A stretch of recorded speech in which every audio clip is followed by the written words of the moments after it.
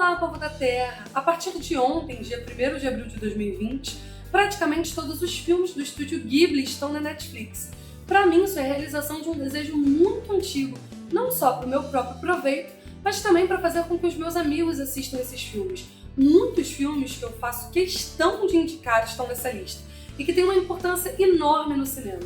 E o fato deles estarem disponíveis assim em uma plataforma como a Netflix ajuda a dar uma difusão maior ao cinema de animação, que é normalmente subvalorizado dentro do universo do cinema.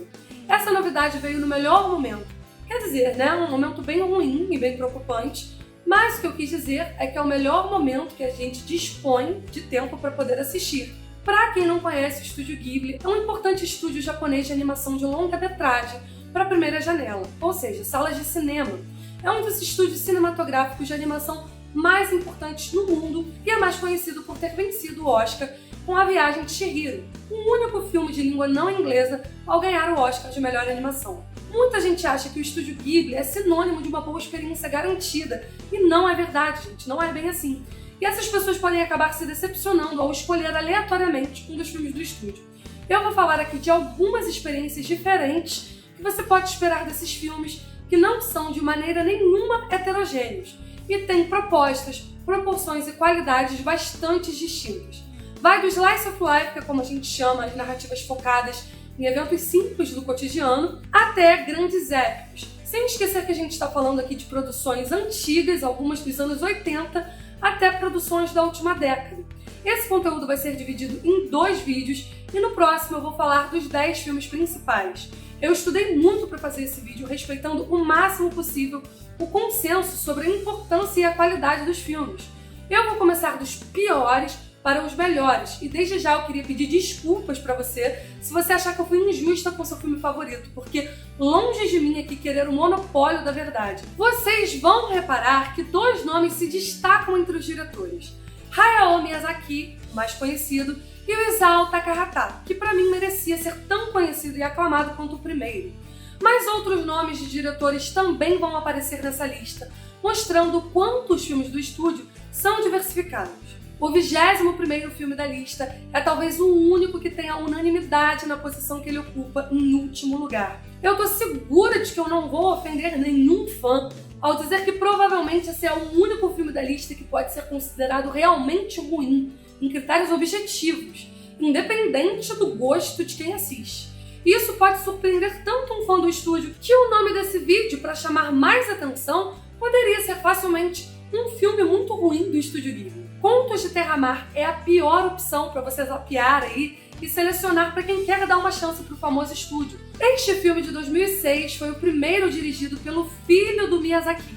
O Miyazaki Jr. escolheu um épico de fantasia que aborda temas recorrentes nos filmes do estúdio, como a relação homem e natureza e coisas mais pesadas sobre a condição e a natureza humana.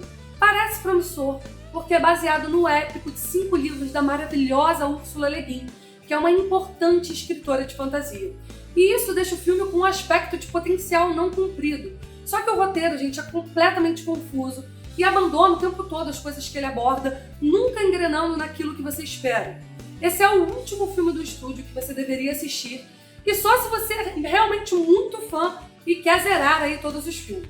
Os próximos filmes abordados não são tão unânimes como o primeiro, e podem variar 1 ou 2 posições, dependendo do ranking. Eu me baseei para fazer esse vídeo principalmente na nota do IMDb, que é uma nota mais de recepção de público, e nas notas dos sites de crítica especializada, como o Rotten Tomatoes e o Metacritic. Mas claro, né, que eu também interfiro deliberadamente. Eu tentei ser justa com os filmes que polarizam aí entre a crítica e o público, e eu deixei os 10 últimos da lista para os filmes que provavelmente são os que mais representam o estúdio e os mais universais. O 20º filme da minha lista é Eu Posso Ouvir o Oceano, de 1993. Esse é um caso especial, gente, pois ele não foi feito para o cinema, e sim para a televisão. É o filme mais simples do estúdio e que foi um teste para os novos animadores. Se considerar que ele foi produzido para TV, ele tem até uma certa qualidade. Apesar do orçamento bem baixo e dos problemas técnicos, ele entrega uma história jovem e simples, de amadurecimento e de relacionamentos. O 19º lugar fica com Os Meus Vizinhos Yamadais, de 1999.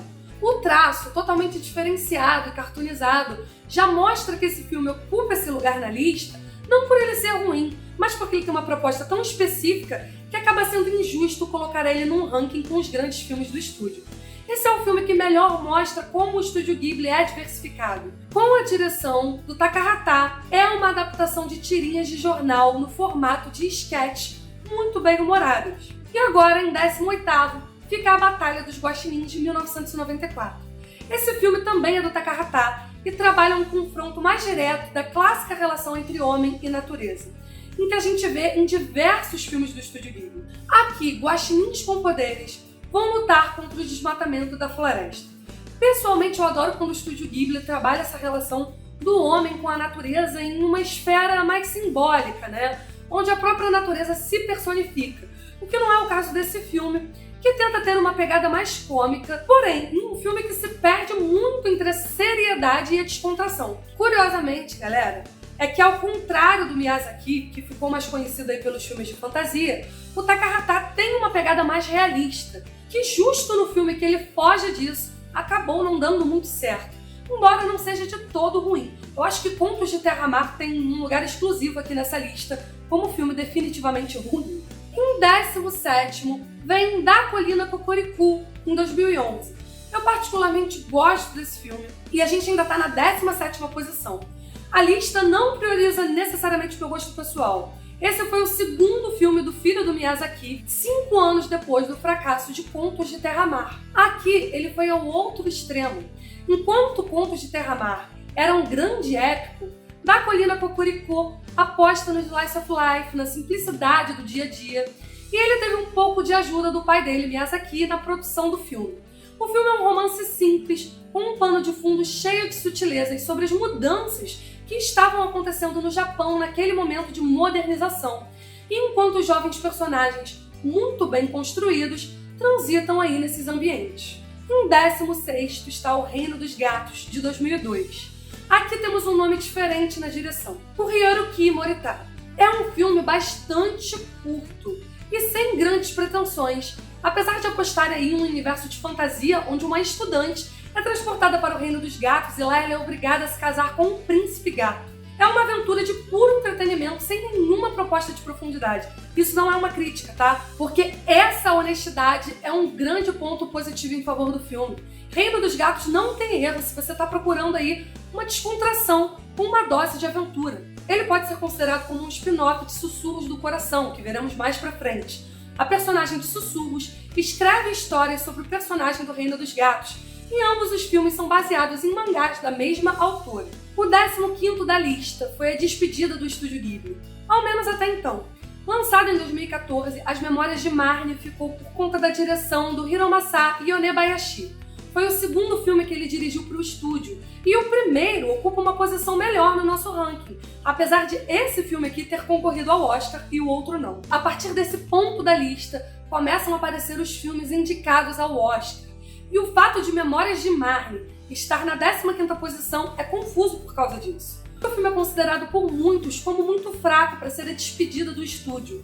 E a nota tanto de público quanto de crítica especializada tem um consenso por volta dessa 15ª posição mesmo. Eu queria pedir desculpas agora ao meu irmão David, que simplesmente ama esse filme. É o filme favorito dele do Ghibli. Isso mostra como que a partir de certo ponto dessa lista, as coisas já vão ficando muito pessoais. São filmes, gente, que reúnem vários fãs, então é difícil colocar eles no final de uma lista e eu tenho consciência disso. Memórias de Marnie é um filme que eu também particularmente gosto muito. É uma história de amizade entre duas meninas que encontram apoio uma na outra, e a principal crítica ao filme é que ele vai com muita sede ao pote, tentando entregar uma emoção muito grande num relacionamento que eles não conseguiram desenvolver o suficiente. O 14º filme é um dos que mais me deu trabalho para ranquear, porque ele teve uma discrepância muito grande entre a recepção que ele teve pelo público geral, que foi de média ruim, a ótima recepção da crítica especializada que coloca ele lá entre os 4 melhores filmes do estúdio. É um dos filmes mais polarizados, mas como a minha intenção é deixar os 10 principais filmes da lista para os filmes universais, ou seja, aqueles que têm o maior consenso, eu vou pedir desculpa à crítica especializada e à massa de fãs desse filme por ter que posicionar ele aqui.